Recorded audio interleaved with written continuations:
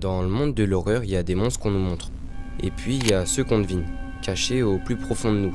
La série d'analogues horreur Obélisque entraîne dans une terreur brute, presque primitive, faite de vieilles cassettes VHS et de silhouettes qu'on n'est jamais vraiment sûr d'avoir vues. Mais derrière ces couloirs sombres et ces espaces liminaux se cachent bien plus que de simples fantômes. Il y a un secret millénaire, inspiré tout droit de l'Égypte antique. Et si chaque bug d'écran ou de créature n'était pas juste là pour nous faire sursauter, mais pour nous raconter l'histoire la plus vieille du monde, celle du deuil, et de cette ligne si fine entre notre réalité et la folie.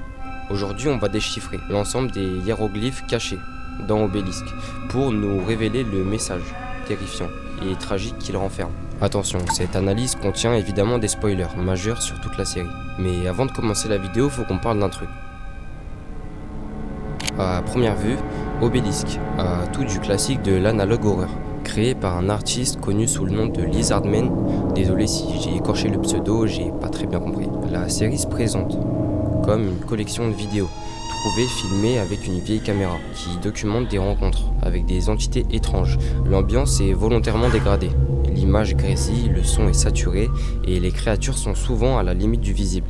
On suit un protagoniste que la communauté des fans ont fini par appeler David, qui semble perdu dans des lieux bizarres, des maisons qui défient les lois de l'architecture, et les portes s'ouvrent sur des souvenirs et les couloirs s'étirent à l'infini. Mais ce serait une erreur de s'arrêter là. La série construit méticuleusement un récit sur la perte et la fragmentation de l'esprit. Notre thèse, c'est la suivante. Obélisque utilise le symbole de l'Égypte antique, non pas pour parler des pharaons maudits, mais comme une métaphore pour explorer les mécanismes du deuil. L'horreur ne vient pas des monstres eux-mêmes, mais de ce qu'ils représentent, des souvenirs corrompus, une culpabilité écrasante, et le fantôme d'un passé qui refuse de mourir. Tout commence de manière presque innocente, avec une vidéo intitulée My New Friends. Le narrateur, qu'on imagine être un enfant, nous parle de son nouvel ami, une créature qui vit dans un placard, et qui n'aime pas être regardée. Elle est à peine visible, une forme sombre et élancée. Elle n'est pas agressive au début, elle semble presque timide. Cette première rencontre pose les bases. L'horreur n'est pas frontale, elle est suggérée. La créature n'est pas un monstre, c'est un ami imaginaire. C'est une idée capitale. Dans le contexte d'un deuil, surtout chez un enfant, un ami imaginaire est peut-être un mécanisme de défense pour combler un vide. Une théorie très répandue dans le lore, que David perdu son père très jeune, cet ami serait alors la première manifestation du chagrin, une tentative de son esprit pour affronter la solitude. Seulement, cet ami n'est pas si bienveillant. Au fil des épisodes, il devient une force qui manipule le temps et l'espace. David se trouve piégé dans des versions alternatives de sa propre maison, des sortes de backrooms psychologiques. Les murs bougent, les pièces se reconfigurent. Cette distorsion de la réalité est une représentation parfaite de l'état mental d'une personne en deuil. Le monde n'a plus aucun sens et on se sent prisonnier d'un labyrinthe de souvenirs. La créature, cet ami originel, devient le geôlier de cette prison mentale. Mais est-ce que c'est une création de l'esprit de David ou quelque chose de plus ancien, qui a juste profité de sa peine? Ce qui rend Obélisque si efficace, c'est la façon dont la série met en scène l'horreur psychologique. Pas de jumpscare facile, mais un malaise constant. La créature exploite le concept de l'Uncanny Valley. Elle est humanoïde, mais juste assez déformée pour nous mettre instinctivement mal à l'aise. On ne voit jamais leur visage, laissant à notre cerveau imaginer le pire. La série nous place dans la tête du narrateur, auquel on ne peut pas se fier. Les interférences à l'écran, les sons distordus, est-ce que ce sont des phénomènes surnaturels ou les symptômes d'un esprit qui se fracture? Obélisque joue brillamment sur cette ambiguïté. Certaines théories explorent même la piste de la démence, comme avec cette allégorie terrifiante de la maison pâle qui poursuit la maison jaune pour lui faire oublier ses souvenirs, une métaphore des maladies neuronales. Au fond, la peur dans Obélisque, c'est pas juste celle du monstre dans le couloir, c'est la peur de perdre le contrôle, de ne plus pouvoir distinguer le réel de l'hallucination. Les créatures ne sont peut-être pas que les symptômes d'une maladie qui ronge l'esprit de David. Elles seraient les âmes revenantes, des fragments de personnes qui ont disparu et qui tentent de se manifester, comme son père ou sa jeune sœur, que les fans identifient souvent, comme Abby. Mais leur retour n'est pas une résurrection, c'est une corruption, une version cauchemardesque du passé qui hante le présent. Et c'est là que le titre de la série Obélisque prend tout son sens. Pour comprendre le cœur du lore, il faut comprendre qu'est-ce qu'un obélisque. Dans l'Égypte ancienne, ce n'était pas juste une décoration, c'était un symbole de vie, de stabilité et de connexion, taillé d'un seul bloc de pierre. Il représentait un rayon de soleil pétrifié, un lien entre la terre des mortels et du dieu soleil. C'était un canal de communication entre les mondes, un point entre les hommes et les dieux. Dans la série, l'obélisque n'est pas un bâtiment, c'est un concept. C'est le seul point de connexion entre les dimensions, le canal que les entités utilisent pour voyager. Une des théories les plus poignantes est que la principale créature serait une manifestation du père, décédé de David, le chagrin de David qui aurait été si intense qu'il aurait ouvert une brèche entre les mondes des vivants et celui des morts. La révélation la plus tragique, c'est que ces créatures ne sont pas des démons anonymes. Quand une entité dit « je connais ton visage », ça suggère une familiarité terrifiante. Le deuil ne serait pas seulement celui du fils, mais aussi celui du père, qui, depuis l'au-delà, n'arrive pas à laisser partir sa famille. Sa tentative de reconnexion est un cauchemar sans fin. Le secret égyptien, ce n'est donc pas une malédiction, c'est une métaphore. En cherchant à se reconnecter avec les morts, l'esprit de David a créé son propre enfer. Et là, ok.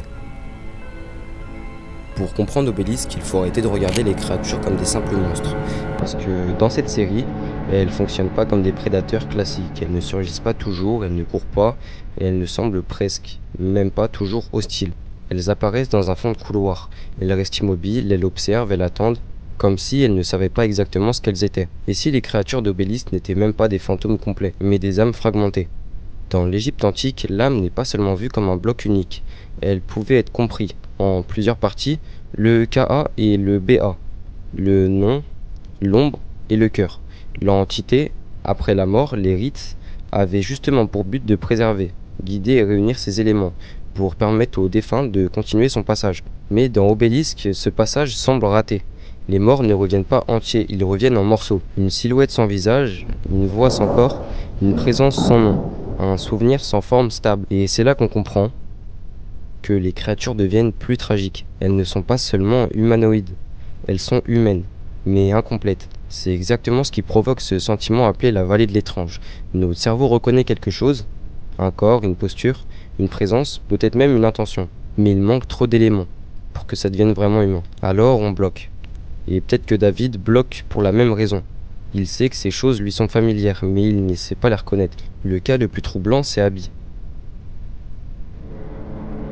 Dans la vidéo intitulée « Pourquoi nous gardez-vous ici ?», en français, l'image du berceau avec la chenille est probablement l'une des plus importantes de toute la série. Parce qu'un berceau et une chenille ne devraient jamais être associés. Un berceau, c'est la naissance, c'est l'enfance, la fragilité, c'est quelque chose qu'on protège. Une chenille, c'est la transformation, c'est un corps qui n'est jamais vraiment arrivé à sa forme finale.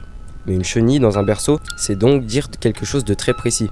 Il y avait un enfant ici, mais cet enfant est devenu un processus, pas une personne, pas un fantôme classique, une métamorphose. Quelque chose qui aurait dû continuer à grandir, mais qui est resté coincé entre les deux formes. Et la phrase « Tu n'es pas comme dans mon souvenir » Abby rend la scène encore plus violente, car elle peut vouloir dire deux choses. La première possibilité, c'est qu'Abby a changé. Ce qui revient vers David n'est plus vraiment sa sœur, mais devient une version corrompue, transformée, incompréhensible.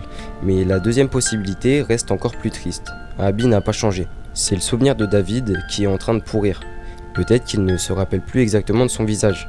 Peut-être qu'il ne se rappelle plus de sa voix non plus, et son esprit remplit les trous, comme il peut, avec une image, une créature ou une chenille. C'est là qu'Obélisque devient plus cruel qu'un simple récit de fantôme. La série ne dit pas seulement que les morts reviennent, elle dit que la mémoire les déforme. Une autre théorie centrale concerne la grande entité, celle qui a un grand cou, je sais pas trop comment appeler ça, celle qui est presque timide, parfois dissimulée, parfois trop grand pour les espaces humains. Beaucoup d'éléments permettent de la lire comme une figurine paternelle. Pas forcément le père au sens littéral, mais au moins une présence d'autorité, de protection, de surveillance. Et c'est là que le comportement de la créature devient intéressant. Au début, elle ne ressemble pas à un tueur. Elle se cache, elle évite les regards, elle reste au bord du cadre, comme si elle avait honte. Et si cette chose se cachait pas, parce qu'elle veut attaquer David, mais parce qu'elle ne veut pas que David la voie comme ça. Cette lecture change complètement la peur. La créature ne veut pas seulement lui faire peur, mais l'éviter tout en surveillant ce que David fait. Là, la créature ne devient plus seulement une menace. Elle devient le retour abîmé de quelqu'un qui semble avoir un lien avec David. Oui, parce que si cette entité est liée au père, alors elle n'est peut-être pas revenue pour tuer son fils. Elle est revenue pour le garder. Et le titre « Pourquoi nous gardez-vous ici ?» devient alors beaucoup plus ambigu. Est-ce que David demande aux entités « Pourquoi vous me gardez ici ?» ou bien les entités demandent à David « Pourquoi il les garde ici ?» Parce que c'est peut-être ça le cœur du cauchemar. David n'est pas seulement prisonnier des morts. Les morts sont peut-être prisonniers de David. La maison sans fenêtre n'est pas seulement un lieu inquiétant, c'est peut-être la clé de toute la série. Une maison sans fenêtre, c'est une maison qui ne communique plus avec l'extérieur. Pas de ciel, pas de lumière naturelle, pas d'horizon. Et dans une série obsédée par l'Égypte antique, cette maison peut se lire autrement. Pas comme une maison, comme une tombe. Une tombe psychologique. Dans les tombes antiques, les images et les inscriptions servaient à préserver quelque chose du défunt. Un nom, un passage, une entité, une continuité après la mort. Dans l'obélisque, les murs semblent faire la même chose. Ils conservent, mais ils conservent mal. Les pièces conservent des souvenirs, mais ils les mélangent. Les couloirs semblent conserver des présences, mais elles les enferment. La caméra conserve des images, mais elle les abîme. Et c'est peut-être ça le vrai rôle de la maison sans fenêtre. Ce n'est pas un endroit où David vit, c'est un endroit où quelque chose en lui a été enterré. Alors, quelle est la théorie la plus complète? David aurait perdu plusieurs membres de sa famille, probablement son père et Abby. Son deuil aurait été une brèche. Mais pas une brèche physique, une brèche entre mémoire et réalité. L'obélisque serait le symbole de cette brèche, un monument intérieur, une lanterne physique, un axe entre les vivants et les morts. Et les entités seraient les fragments mal recomposés de ce qu'il a perdu. La maison sans fenêtre serait une tombe mentale, les vidéos VHS seraient des tentatives de préserver des preuves. Et l'horreur entière d'Obélisque vient de là.